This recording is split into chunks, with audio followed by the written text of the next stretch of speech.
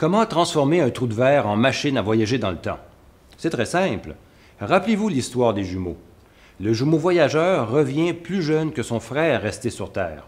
Eh bien, si on déplace une des embouchures par rapport à l'autre, si on l'éloigne à toute vitesse et qu'on la ramène, alors on va provoquer un décalage temporel entre les embouchures, exactement comme entre les jumeaux au retour de la fusée.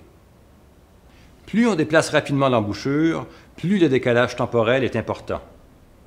Supposons qu'on induit un décalage de 2 ans entre les embouchures. Si on traverse le trou de verre dans un sens, on fait un saut dans le futur de 2 ans. Si on le traverse dans l'autre sens, on fait un saut dans le passé de 2 ans. Les sauts dans le futur nous intéressent plus ou moins car on connaissait déjà d'autres façons de les réaliser, mais les voyages dans le passé sont nouveaux. Bien sûr, pour bouger de cette façon une des embouchures, cela demanderait une quantité d'énergie phénoménale que nous ne savons pas maîtriser aujourd'hui. Mais le point important est que cela pourrait être possible en principe. De tels trous de verre existent-ils? Ce n'est pas encore démontré, mais cela semble permis par la relativité générale.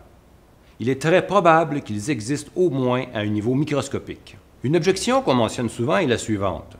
Si les voyages dans le passé sont possibles, pourquoi ne sommes-nous pas visités par des touristes en provenance du futur? La réponse est toute simple.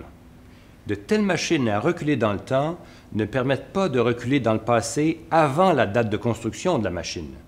Ainsi, si je construis aujourd'hui la première machine temporelle de l'histoire, elle va me permettre, dans le futur, de reculer vers le passé, mais pas avant aujourd'hui. Mais alors, si une telle machine est possible, qu'en est-il des paradoxes?